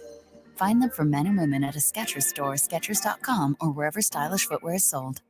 Finding great candidates to hire can be like, well, trying to find a needle in a haystack, but not with ZipRecruiter. Its powerful technology actively finds and invites qualified candidates to apply to your job. So while other companies might deliver a lot of hay, ZipRecruiter finds you the needle in the haystack. See why 4 out of 5 employers who post a job on ZipRecruiter get a quality candidate within the first day. Try ZipRecruiter for free at ZipRecruiter.com/free. That's ZipRecruiter.com/free. Donna from Louisiana. The storm just hit, and we went from donating to the food bank to needing it. Hunger is a story we can end. End it at feedingamerica.org. Brought to you by Feeding America and the Ad Council. News Radio 690 KTSM El Paso. Live from the KTSM AM 690 studios, it's Talk El Paso with Andrew J. Polk. To be a part of the show, call 915-544-KTSM or follow on Facebook at facebook.com/Talk El Paso. Now here's your host, Andrew J. Polk. Thank you all so very much for joining us here for Talk El Paso, airing live on News Radio 690 KTSM. I am your host, Andrew J. Polk. Thank you for tuning in, however you may be doing so, be it on air, online, live, streaming through the free and reliable iHeartRadio app, or joining us over on the various social media pages we're on these days, Facebook, YouTube, Twitter, and Twitch, either under Talk El Paso or Andrew J. Polk. A lot of stuff we're getting into here today. And before we get back to those phone lines, I want to mention I got the chance to go and see the Broadway in El Paso series, Dear Evan Hansen, the other day. And honestly, it was a pretty amazing performance here. And the way they just put it together, the staging, or particularly for a traveling show, it's worth a visit if you get a chance. I just want to mention that. Not at all a review, but I enjoyed it that much as I'm willing to say. So that's going on, I believe, through Sunday this week. I appreciate to El Paso Live for getting us a chance to see it there. Anyway, let's get back to those phone lines now. Again, that number to call if you want to get on the line. Still full up, but still get your chances to squeeze in, particularly at the end of other phone calls. Hint, hint, 915-544-5876, 544-KTSM. Couple other points I want to get to on the comments, including John Brownstone saying the problem with house solar panels is they have to go into debt for 30 years. I won't be around then. Yeah, I can see that, therefore making it not feasible for you, at least in the current formulation. I mean, that's where arguably subsidies, tax credits, other things could make sense for it, but Texas isn't the most focused on that. Let's just put it that way. Eric von Holstein-Rathwell saying, with the pollution coming from south of the border, even drastic measures in El Paso would be unmeasurable. I mean, I think it would make a dent, but that's kind of what you start getting into those global conversations about what's going on with the controls, those that are voluntarily doing it or not doing it at all, China, Russia, etc. Anyway, yeah, that's if you're trying to take it on a total global way without total global participation, you start running into issues, is what I'll say, which is why, again, my focus is with most of the things we do here end up being on, okay, what can we do, manage, impact us locally? So let's go back to those phone lines now. We do have Raul in the Northeast on the line with us right now. Raul, thanks for joining us. Hey, Andrew. Hey, Ben, Dr. Ben, the Pentagon, NASA, National Academy of Sciences, they all claim that anthropogenic global climate change is a reality. And the Pentagon says it's a national security threat. Back in the 1970s, the fossil fuels plutocrats themselves found the deleterious effects of dumping billions of tons of carbon into the environment. And they told the owners of those companies the dangers that their products represented to the environment. And then they went on to hire, ad firms to question the science so that we can keep from doing anything. All you got to do is question it, and then nothing happens. they win. And we continue to dump billions of tons of fossil fuels into the environment. They got us hooked. It's an insidious thing. About the rule of law, that affects El Paso, the rule of law. And I've always said that whether justice is or isn't served has a lot to do with the quantity and quality of legal representation one can or cannot afford. So innocent people have been executed and imprisoned because they couldn't afford adequate legal representation. And this is all part and parcel of living with a plutocracy. But today was a good day for the rule of law. You heard the good news, right, Andrew? The big news, the historic news? If you're talking about what came in our top of the hour news updates about indictments coming out of New York, I do believe I have heard that news. Right, and that's just the beginning. The floodgate has been broken. The crimes that he'll be indicted in Georgia and then in D.C. with Special Counsel Jack Smith are so much bigger and more consequential than this. But this is still pretty big time. And he's a tax cheat. He lies to banks. He lies to insurance companies. He lies to Uncle Sam. He lies to the American people. His lies have divided this country like big time, at least in my lifetime. The only thing that's comparable in my lifetime was the Vietnam War, and that was pretty big. There were huge demonstrations, and people were really worked up about the loss of American soldiers in an unjust, stupid, unnecessary war, driven by the plutocrats, and the best politicians money can buy. And back then, it was both parties. That's why I lost my faith kind of in government and the system and in both parties a long time ago. They've both done horrific things throughout history and really haven't really delivered for the American public all that much. That two-party system, that duopoly, is not a good thing, especially when it's a creature of the plutocrats. They can buy enough. They can always buy enough politicians to get what they want, and buy enough experts and scientists to question things so that nothing happens. And again, they win. And they set it up to where you really have a situation where they want the minority to rule over the majority with a stupid thing like the Electoral College. You got to get rid of that. That's a dumb thing. It's a dumb thing. It does not bring unity. It's divisive. It is anachronistic. It's undemocratic. It's unrepresentative. And so is the filibuster, by the way. We should have majority rule. If the majority votes for it, then let's move on. You can't have the minority holding up progress. And that's what we've got in this country. That's what people are fed up. But then they turn to a dictator, a wannabe dictator, a demagogue like Donald Trump as their savior. And look where he's led to. Look what he's led the Republican Party to. Those people who support him don't have any good sense. They can't spot a con man, a liar. I did a long time ago. Okay, we touched on a lot of things there. Certainly entitled to your opinion in a variety of ways, though I still am not following your logic when you say, I mean, if you're giddy about it because you want the former president to just go away forever, whatever it takes, fine, sure, whatever.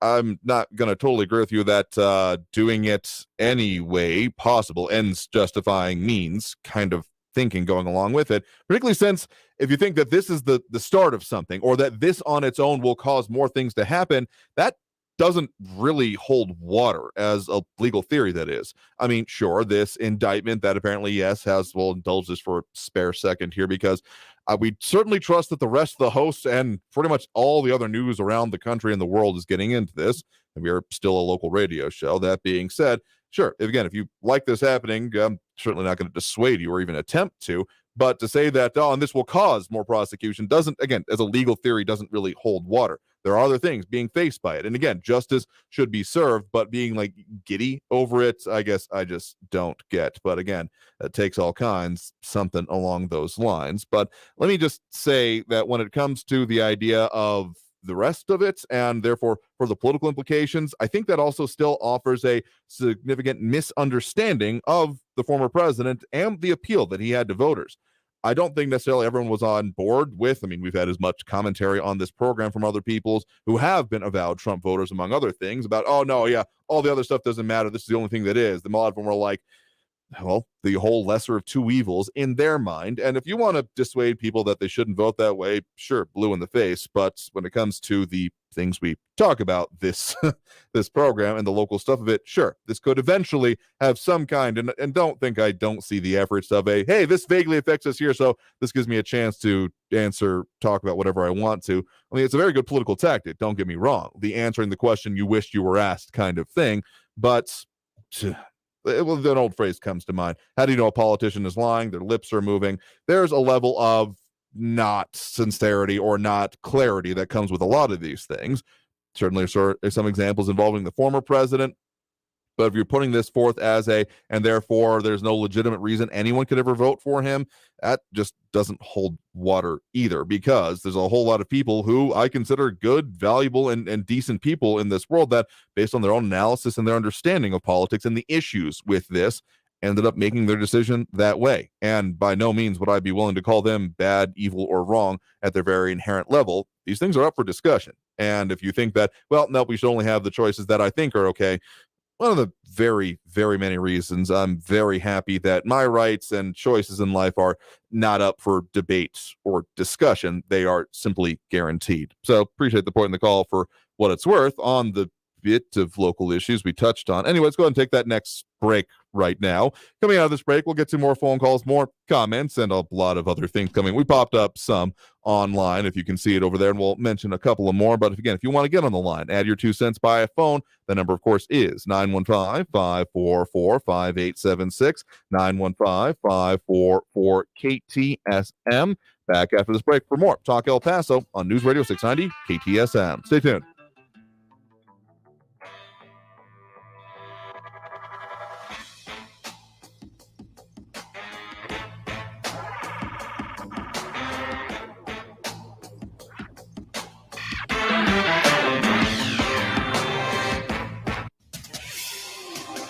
El Paso's News Radio 690 KTSM.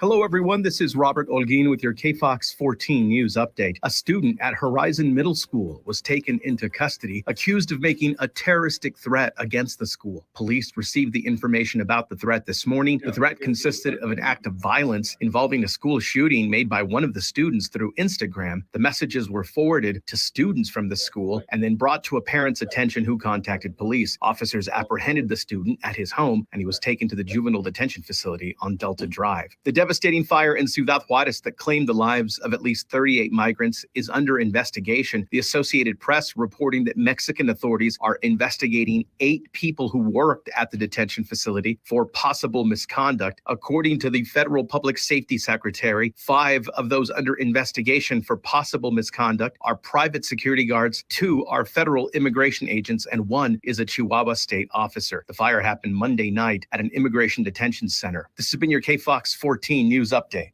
I'm Robert Olguin. News Radio 690. Traffic all day.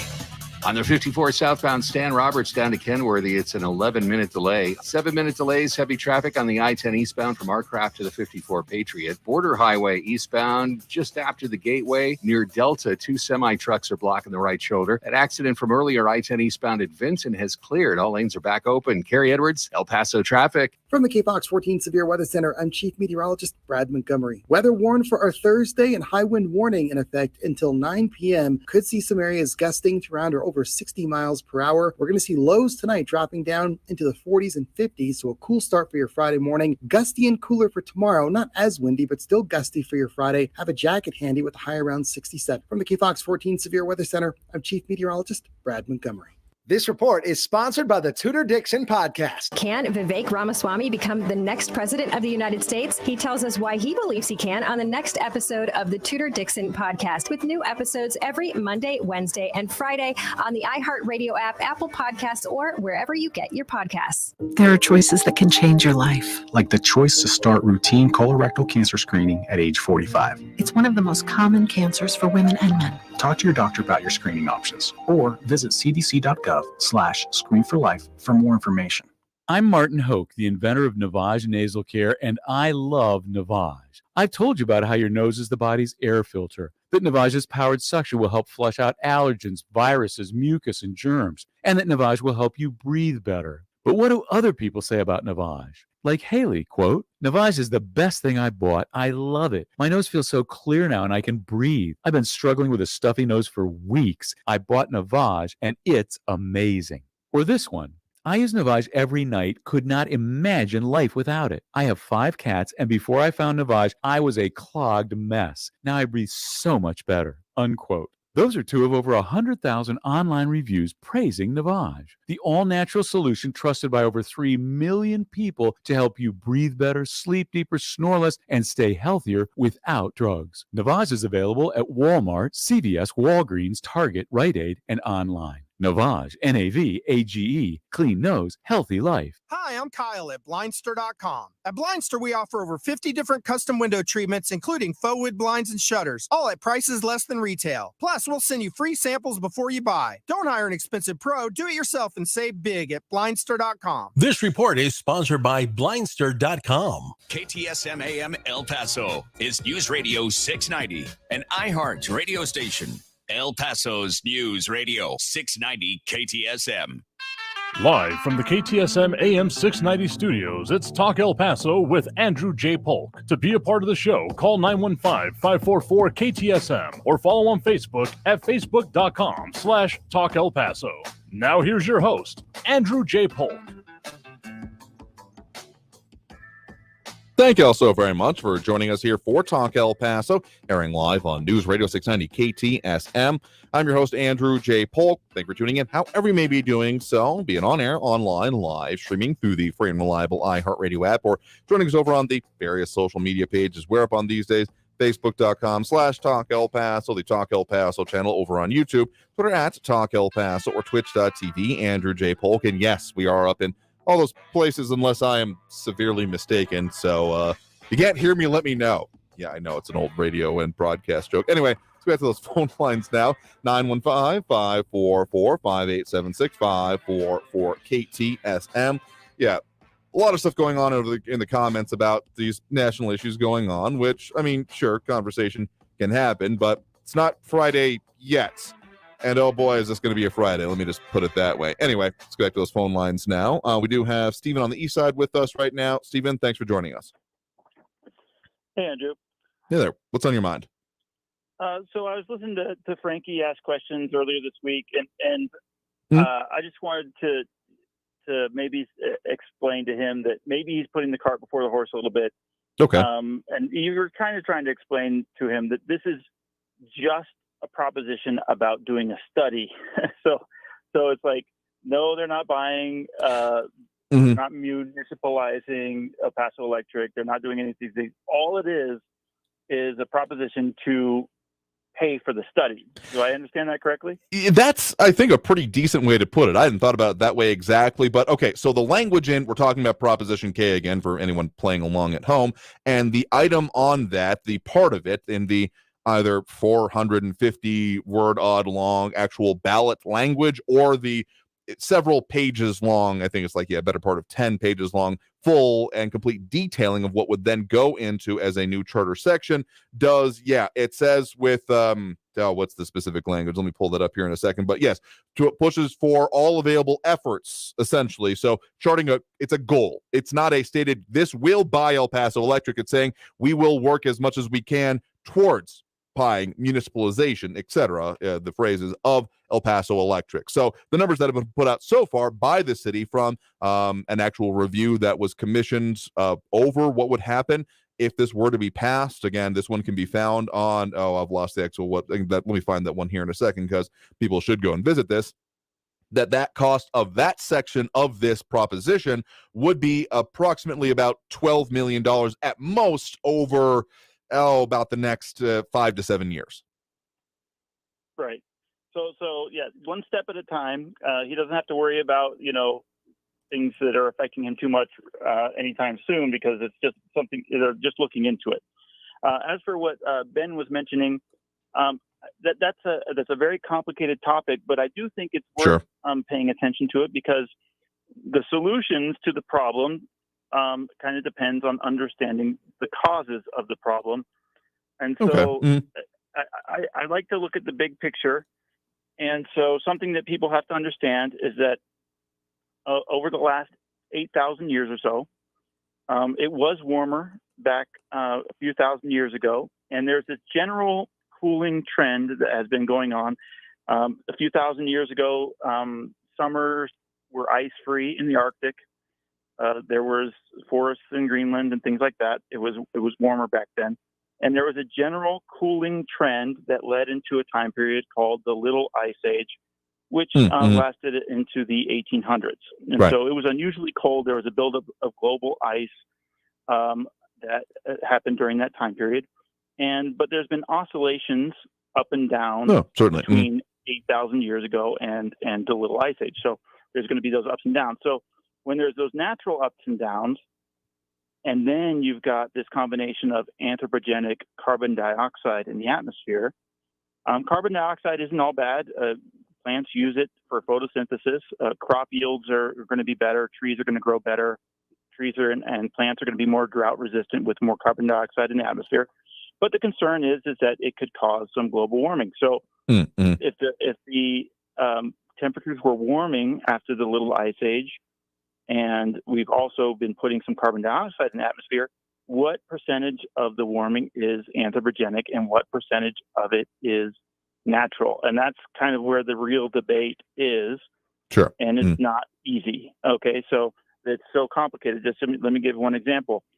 Over the last few decades, ever since we've had satellites, they have detected that there's less cloud cover than there used to be over the last few decades. So the sun, more of the sun is reaching the surface of the earth and the oceans than there was a few decades ago. And that's going to cause things to heat up, whether CO2 is contributing or not. So it's very complicated. It's not easy to tease out each and every little factor and what percentage of it is going. I would say if people had a really good alternative that would work for everybody and it was clean and everything, it's almost like the gun control debate. I mean, if someone could say, oh, here's the magic thing that we could do, if we could all just do this one thing, or if everyone believed that they gave up their assault weapons and no one would ever get shot ever again, then they would probably be willing to do it. But they just don't believe that that's actually going to work. So that's why there's not a lot of support for the assault weapons ban, because they don't actually think it's going to make a big difference when it comes to gun crimes overall. The same thing applies to this global warming, type of thing. And so they don't believe that just by throwing fossil fuels out the window that it's actually going to change the climate. A lot of people don't. So, and also if you shut off fossil fuels tomorrow, lots of people would die. There would be chaos. I mean, you need some kind of replacements and things that would work. So my final thought was, Raul, he obviously always harps on Donald Trump constantly. He's got this derangement obsession with Donald Trump. And one of the things that he obsessed about was this shooter here that came in Walmart and the manifesto that was cherry picked to make it seem like this guy was like some follower of Donald Trump. But if you actually read the whole thing, this guy had a lot of different ideas, a lot of crazy ideas. But part of it was this obsession with the environment and wanting to kill as many people as possible because humans are destroying the environment and all that stuff. So I'm curious to see what Raul is going to say about this manifesto, about this latest shooting, because the way that people can tie reasons for going up and shooting up children, which is just a deranged psychopath that would do something like that.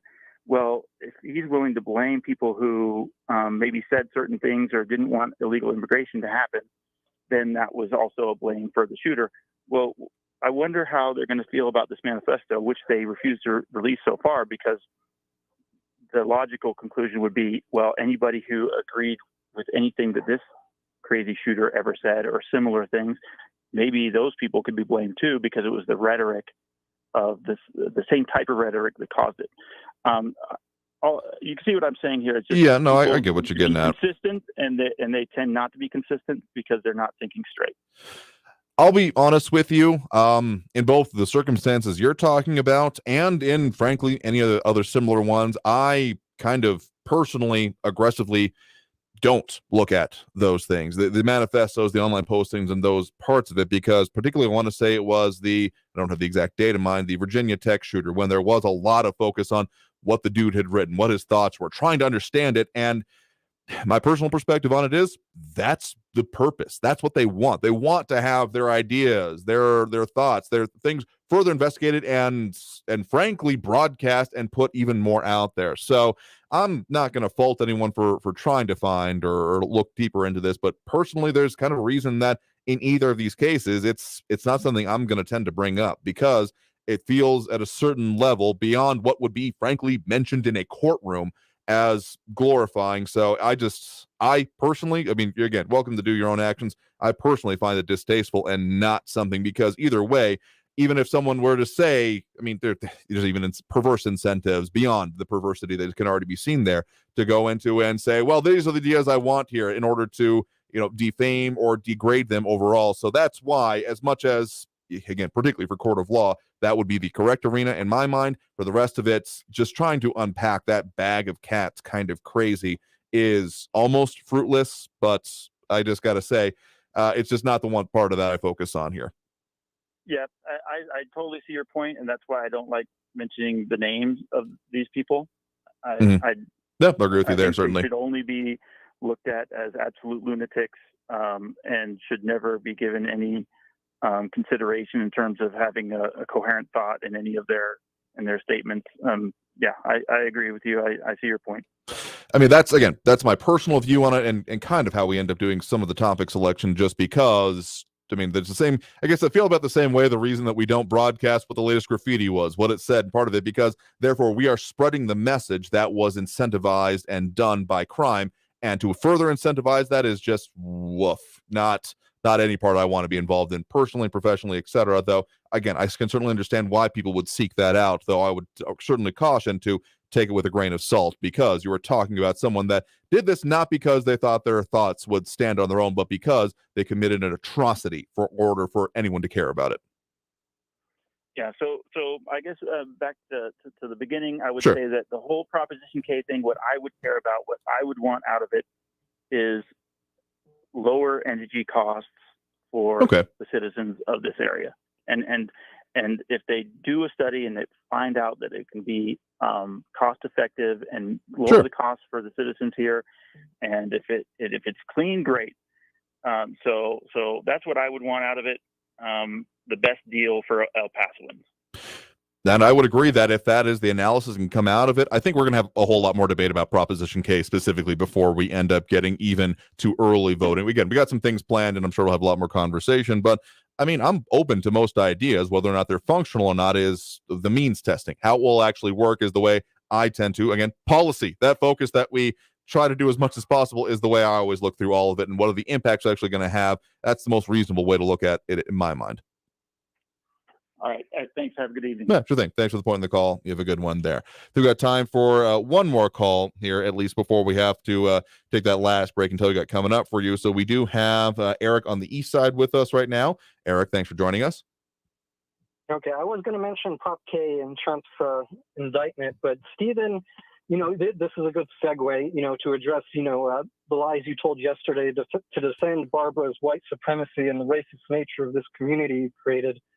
Stephen specifically of this community said that there's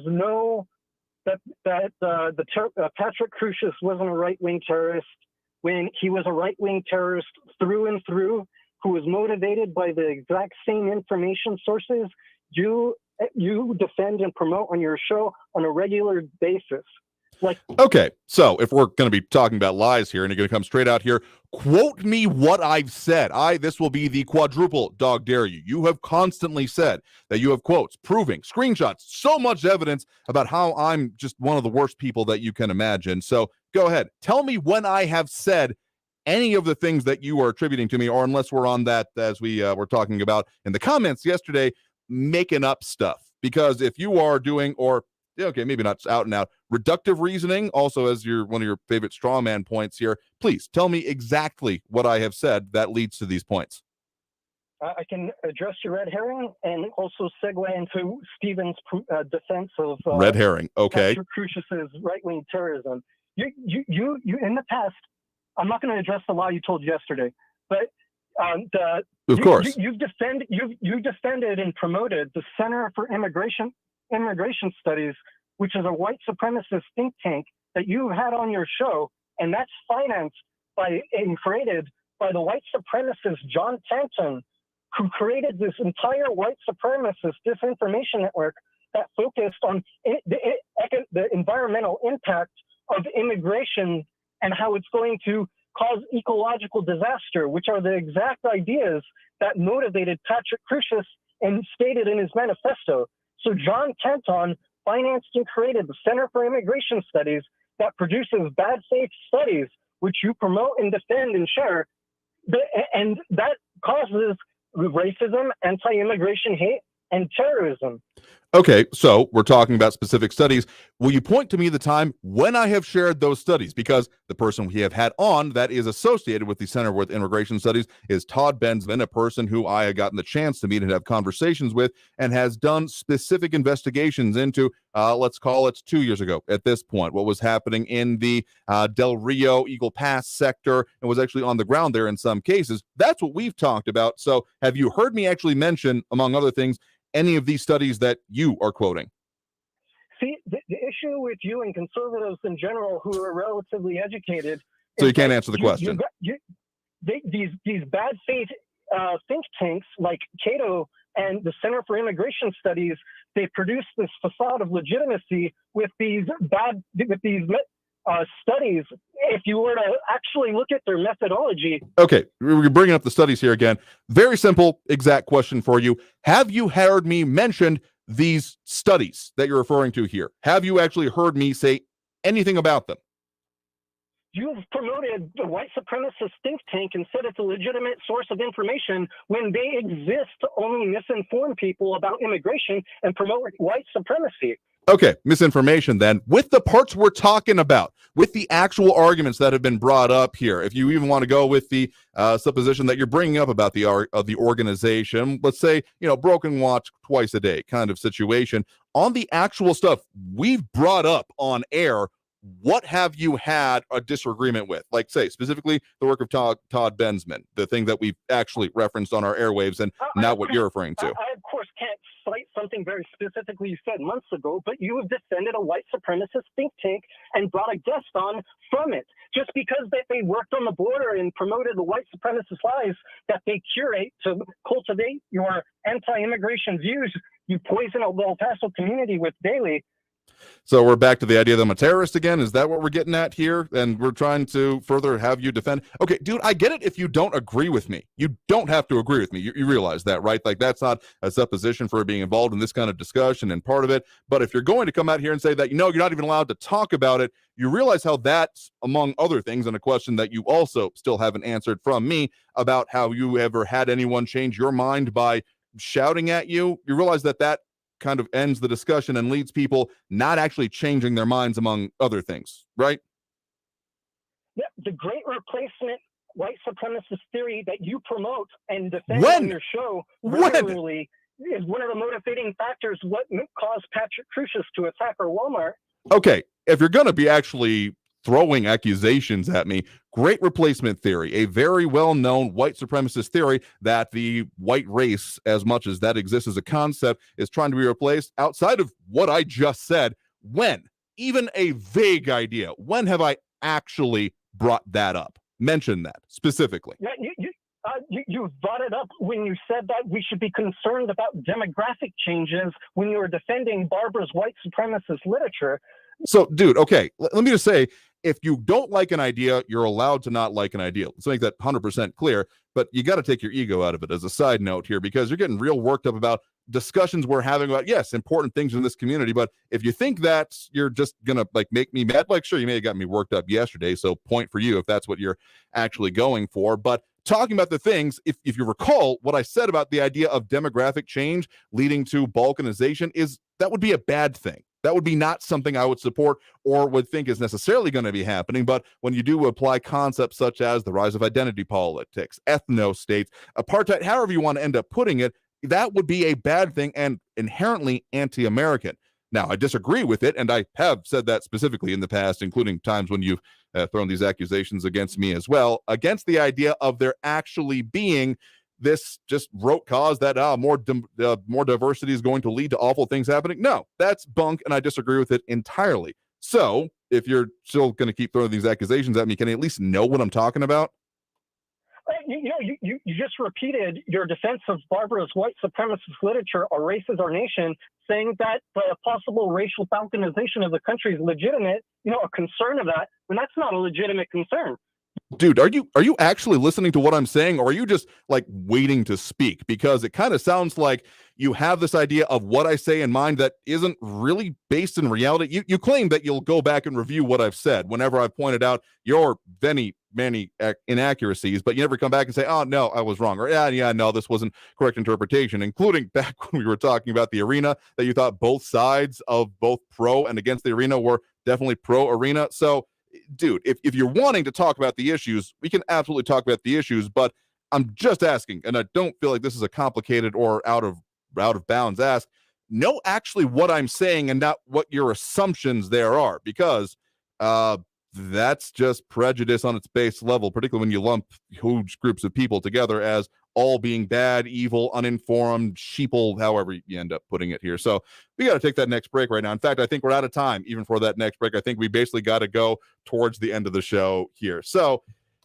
I guess thank you for the call for what it's worth, but I'm not even sure what worth we're talking about here, because we're not actually talking about the things. If you just want to troll, if you just want to get people mad back at you and not talk about the issues, well, that's not what we do here. So we'll go ahead and end the show therefore today, because we are super out of time. Yeah, I know I get into discussions and it happens, but I think as someone pointed out here, I do maybe take a perverse amount of enjoyment in it. Anyway, we got to end the show therefore today. So we'll be again back tomorrow. Free for all Friday. Sure. Let's just call this the intro to it. We'll be doing that, taking your comments and calls throughout both hours of the show. So appreciate everyone that did tune in, call and comment, participate in the show. We'll do it again tomorrow, as we do every Monday through Friday. So until then, until next time, stay safe, stay well out there, and we'll see you tomorrow.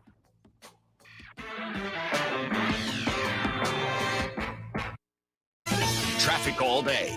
News Radio 690. On the 54 Patriot southbound at Montana Avenue, an accident from earlier is still blocking the right interchange ramp there, causing some delays. I-10 westbound, it's slow from the Hunter Viscount exit to the 54 Patriot, 7-minute delays. 54 south from Stan Roberts to Kenworthy is a 26-minute delay. Eastbound Montana Avenue, McRae out to Zaragoza, 9-minute delays. Carrie Edwards, El Paso traffic. This report is sponsored by Jackson Hewitt. Hurry into Jackson Hewitt for 50% off tax prep, but do it before April 9th. Limited time offer for new clients filing at participating locations. Max savings $200. Visit jacksonhewitt.com/50 for terms. Prescriptions require an online consultation with a healthcare provider who will determine if appropriate. Restrictions apply. See website for details and important safety information. Subscription required. Price varies based on product and subscription plan. Hey guys, did you know there's a generic form of Viagra that works just the same, but is 95% cheaper? And you can get it online? Just go to 4hims.com/radio. Through Hims, you'll get a free medical consultation, discreet shipping if prescribed, a 100% online process, and trusted generic alternatives to the name brands at up to 95% off. That's right. Get generic for Viagra, the same active ingredient as brand name Viagra, but for 95% less. It's the same medication, still prescribed by a licensed medical provider, but with zero copay, no expensive appointments, and no awkward face-to-face conversations. To start your free online visit, you need to go to this exclusive address, 4hims.com/radio. That's 4hims.com/radio for your free online visit. FORHIMS.com/RADIO. Portions of the following program were pre-recorded. Finding great candidates to hire can be like, well, trying to find a needle in a haystack, but not with ZipRecruiter. Its powerful technology actively finds and invites qualified candidates to apply to your job. So while other companies might deliver a lot of hay, ZipRecruiter finds you the needle in the haystack. See why 4 out of 5 employers who post a job on ZipRecruiter get a quality candidate within the first day. Try ZipRecruiter for free at ZipRecruiter.com/free. That's ZipRecruiter.com/free. Look through your children's eyes to see the true magic of a forest. It's a storybook world for them. You look and see a tree. They see the wrinkled face of a wizard with arms outstretched to the sky. They see treasure in pebbles. They see a windy path that could lead to adventure. And they see you, their fearless guide through this fascinating world. Find a forest near you and start exploring at discovertheforest.org. Brought to you